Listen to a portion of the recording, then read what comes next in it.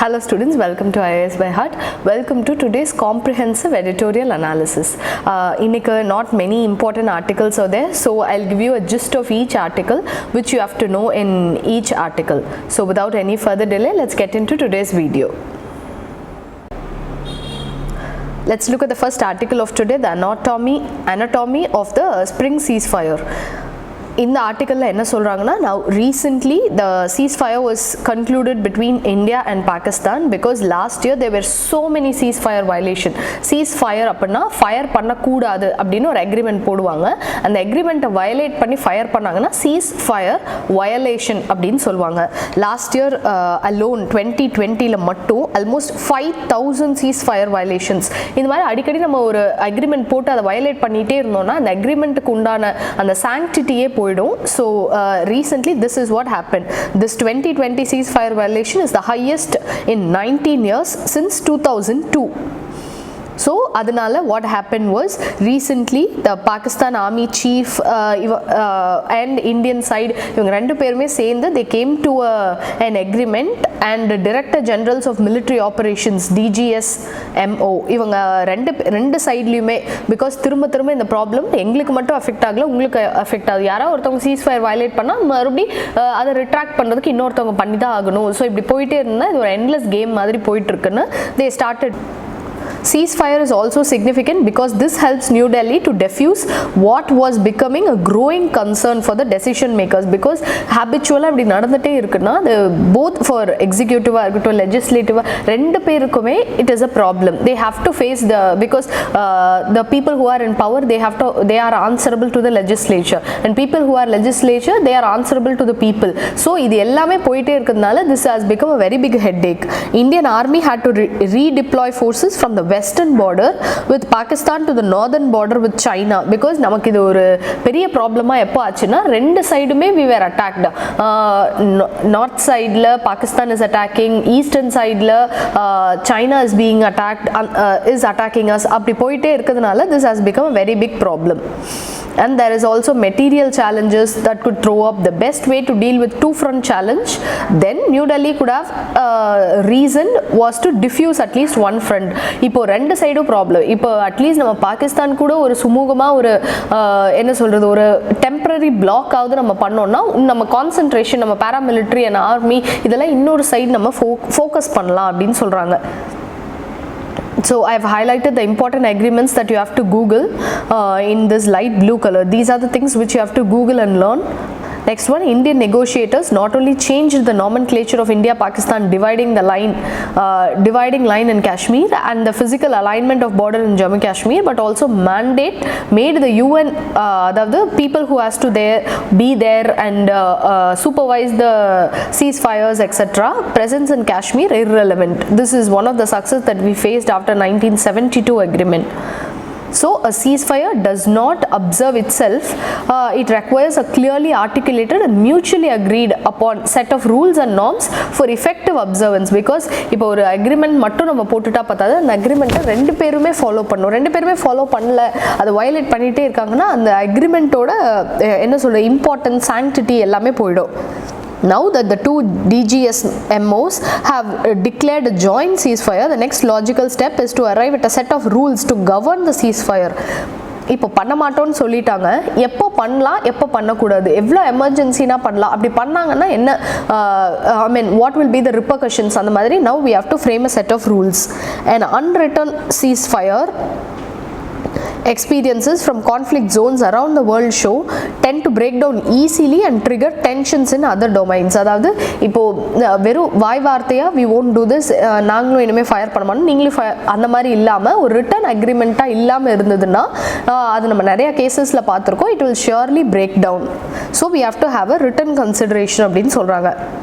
The mother of all India-Pakistan conflicts is Kashmir. One key reason why the CFA, that is ceasefire agreement held at least till 2008 was because there were parallel talks going on along with holding fire on the LOC. So எப்போமே what we should do is ஒரு agreement போடுறோம்னா அது நம்ம in paper அதை மாற்றிடணும், அஃபிஷியலாக மாற்றிடணும். And second, இது நடக்கும் போதே இந்த மாதிரி ஒரு agreement military side போயிட்டு இருக்கும் போதே with the government what we have to do is we have to keep on having dialogue with them, hold talks rigorously.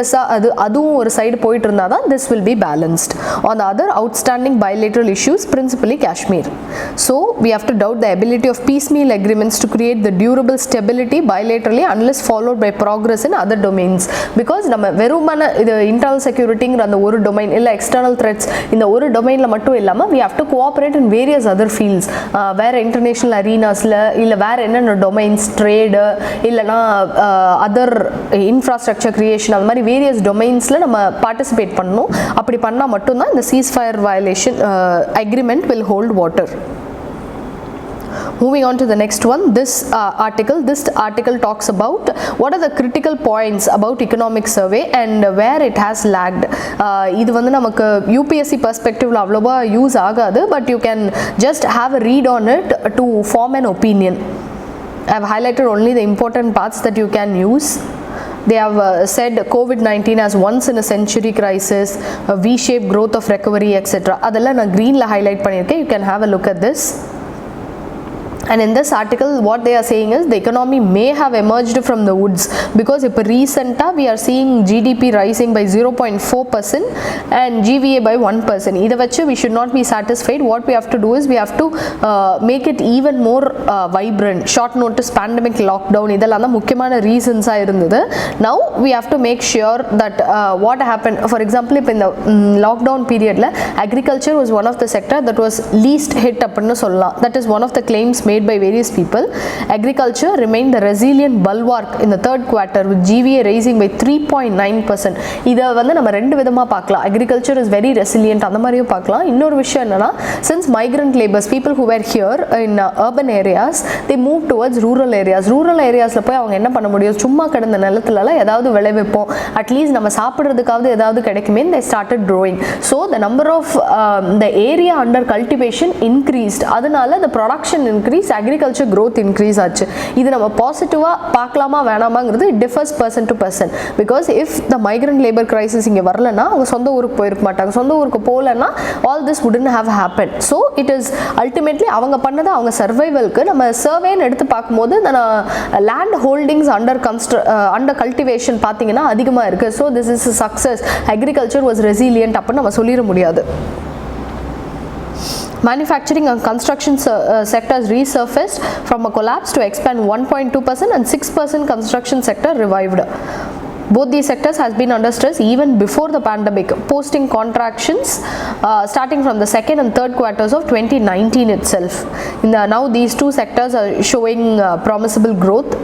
Despite the center's push on government spending, public administration, defense and other services actually contracted last year, 1.5% contraction. Investment demand is estimated to have rebounded with fixed capital formation posting positive momentum.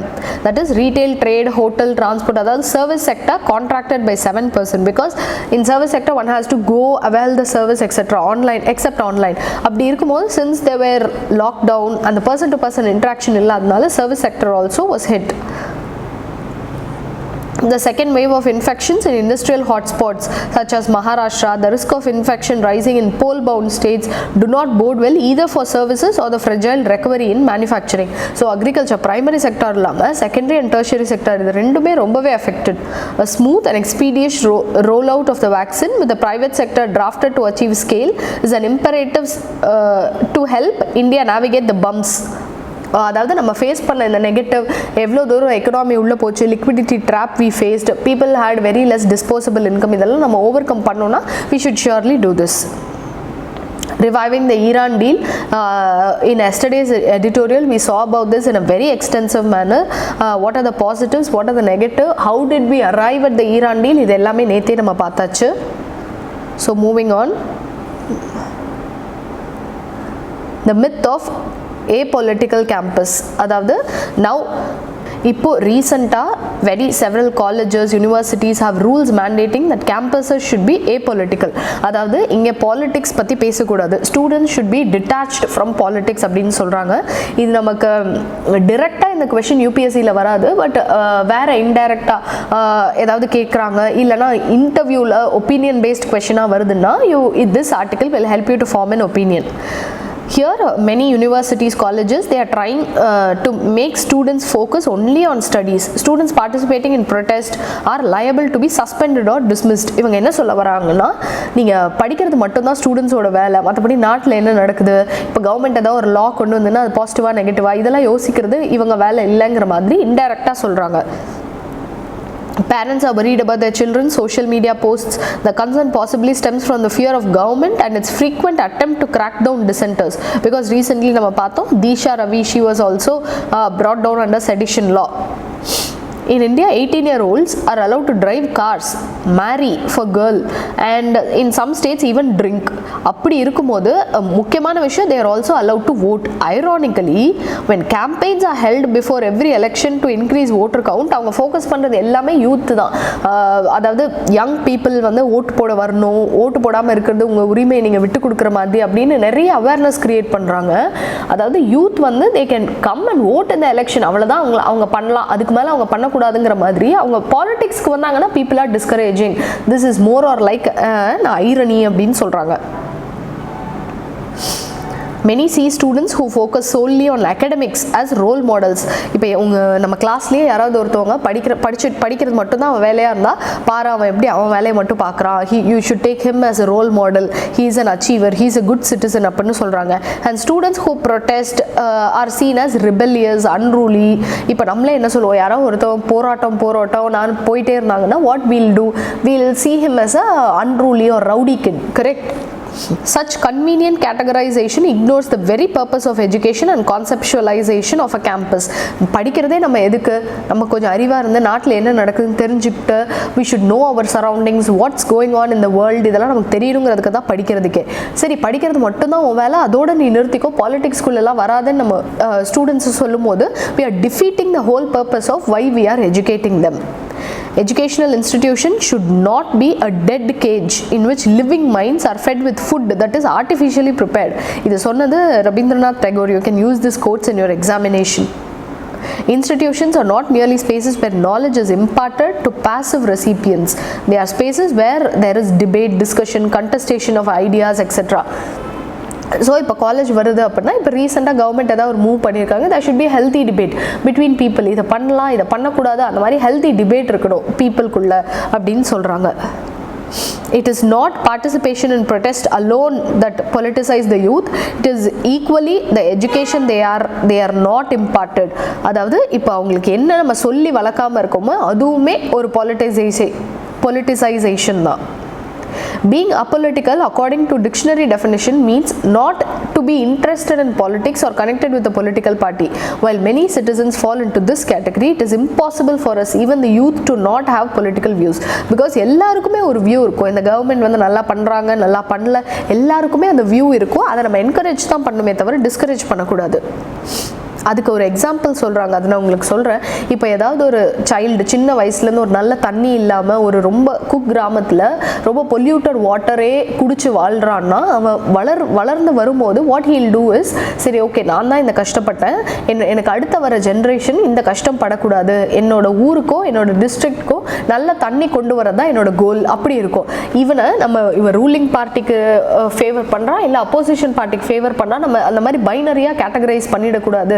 அவனோட ஒரே agenda என்னவா இருக்கும்னா, I should bring clean water to my residents, அவ்வளோதான் இருக்கும். So we should not make sure இவங்களை வந்து ஒரு கேட்டகரிக்குள்ளே ஃபிட் பண்ண நம்ம ட்ரை பண்ணக்கூடாது. Everybody will have their own views, அவங்களோட கோல்ஸ் ஒவ்வொன்றா இருக்கும். வி ஷுட் ரெஸ்பெக்ட் இட் அப்படின்னு சொல்கிறாங்க. Wherever there is power there will always be politics. So politics வந்து காலேஜில் இருக்கக்கூடாது அப்படி இப்படின்னு நம்ம சொல்லக்கூடாது. அதே மாதிரி people who can have political views அதெல்லாம் யாரை நம்ம பார்த்தோம்னா, for example consider someone is a very rich guy. அப்படி இருக்கும்போது அவனுக்கு he doesn't care who rules the government, who does not rule the government. Daily ஒரு காமன் மேன் என்னென்ன கஷ்டம் வாழ்க்கையில் ஃபேஸ் பண்ணுறான் அதெல்லாம் அவனுக்கு தேவையே இருக்காது. Because he has lot of money. And அவனோட பொலிட்டிக்கல் வியூஸ் எப்படி இருக்கும்னா, யார் வந்தால் என்ன, I am going to do my duty, I'll reap my profits, I'll lead my life king size அப்படின்னு விட்டுட்டு போயிடுவாங்க. So people who have suffered இல்லைனா people who are suffering, இப்போ யாருக்கு தண்ணி இல்லையோ அவன் தான் கொடுத்து எடுத்துகிட்டு வந்து ரோட்டில் ப்ரொடெஸ்ட் பண்ணுவான். யாருக்கு ப்ராப்பர் எலக்ட்ரிசிட்டி இல்லையோ அவங்க தான் வந்து ப்ரொடெஸ்ட் பண்ணுவாங்க. அந்த மாதிரி people who are hurt, people who are affected, who are victimized, they only will come and protest against the government. அதனால protesters எல்லாமே poor people-ஆ இருக்காங்க, see how rich people are, அந்த மாதிரி நம்ம அவங்கள கேட்டகரைஸ் பண்ணவே கூடாது. When a government passes laws with little deliberation and discussion with the stakeholders concerned, it is but natural that people, many of whom elected the government to power, will protest. அதாவது நம்ம loss pass பண்ணது மக்களோட வெல்ஃபேர்க்காக, அதை மக்கள்கிட்டயே கேட்காம நம்ம பாட்டுக்கு pass பண்ணோம் அப்படின்னா அந்த லாவோட யூஸ் என்ன அப்படின்னு கேட்குறாங்க. அப்படி நம்ம பாஸ் பண்ணுறோம் அப்படின்னா surely people will surely agitate. இது யாரை கேட்டு இந்த லா கொண்டு வந்தீங்க, there was no vote against this, இது யாருமே ரெஃபர் பண்ணல, இது எங்களுக்கு நல்லதா கெட்டதான்னு நீங்கள் எப்படி முடிவு பண்ணலாம், எங்ககிட்ட கேட்டிங்களா, இதெல்லாம் it is all bound to happen. In the past too, it is the youth who spearheaded many movements. For example, தமிழ்நாட்டிலேயே ஆன்டி ஹிந்தி அஜிடேஷன்ஸ் இன் தமிழ்நாடு 19 ராஜாஜி டைம்லேயே இருக்கட்டும், அதெல்லாம் பண்ணதுமே யூத் தான் ஸ்பியர்ஹெட் பண்ணியிருக்காங்க. ஸோ நம்ம இந்த யூத் பொட்டென்ஷியலை வெறும் ஒர்க்கிங் கிளாஸ் இல்லைனா ஸ்கில் டெவலப்மெண்ட், எங்கேயாவது போய் ஃபாரினில் வேலை செய்கிறதுக்கு அவங்களுக்கு மட்டும் யூஸ் பண்ணக்கூடாது. we should promote people to enter into politics, people who have very strong views, who are clear views. அதாவது பயஸ்டாக இப்போ ஏதாவது ஒரு நியூஸோ டிவி ரிப்போர்ட்டோ பார்த்து people who have constructed views, சொந்த ஒப்பீனியன் இல்லாமல் டிவியில் கூட இப்படி சொன்னா அப்படின்னு ஒப்பீனியன் இல்லாமல் சொந்தமாக வேரியஸ் டேட்டாலாம் பார்த்து அண்டர்ஸ்டாண்ட் பண்ணவங்க, அந்த மாதிரி இருக்கவங்கள we should encourage them to get into politics. That is the whole gist of this article. In India, Article 19 guarantees the right to freedom of speech, right to assemble peacefully without arms, the right to form association, etc. The right to protest is a manifestation of these rights. அதாவது உங்களோட right to free speech and expression, right to assemble, அப்புறம் right to form association, இதெல்லாம் கலந்தது தான் right to protest. அது ஒரு indirect right அப்படின்னு சொல்றாங்க. For the youth, the stakes are even higher in speaking out. Policies and laws concern not only the rights, lives and livelihoods of citizens today, but have far reaching implication. Because இப்போ இருக்கவங்க ரொம்ப வயசானவங்க அவங்கள விட ஆக்சுவலாக இப்போ government pass பண்ணுற policy இந்த யூத்தை தான் it will affect.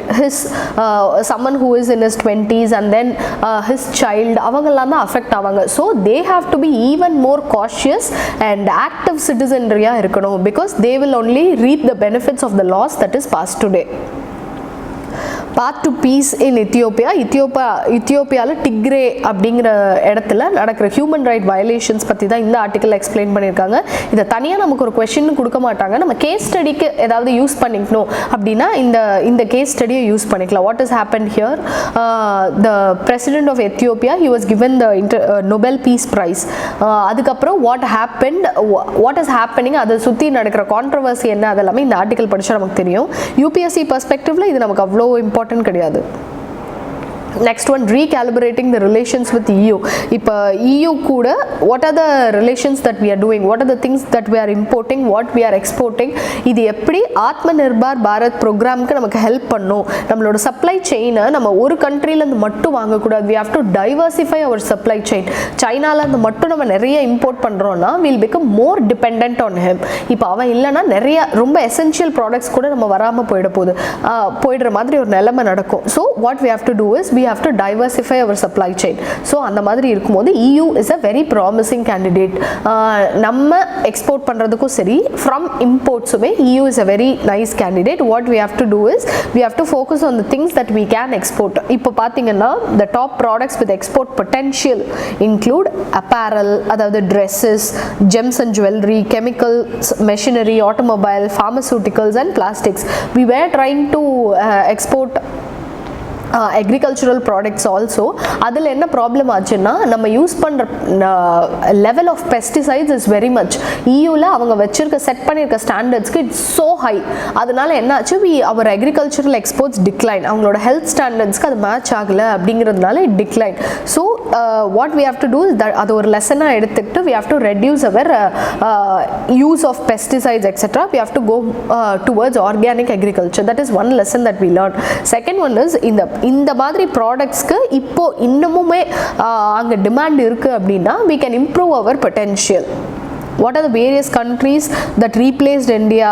Apparel பார்த்தீங்கன்னா, in apparel, India's exports to EU were valued at $7 billion in 2019, of which nearly 94% was EU GSP. அதாவது அவங்க வச்சிருக்க ஒரு agreement and that is generalized system of preferences indicative of the impact that the graduation may have on apparel exports. So what we have to do is move on the generalized system of preferences kila நம்ம இவ்ளோ export பண்றோம். So we have to make sure that our competitors in apparel exports such as Bangladesh, because இப்போ Bangladesh எல்லாம் COVID timeல it had a positive GDP growth compared to India. ஆனா இந்தியாவோட size என்ன, பங்களாதேஷோட size என்ன?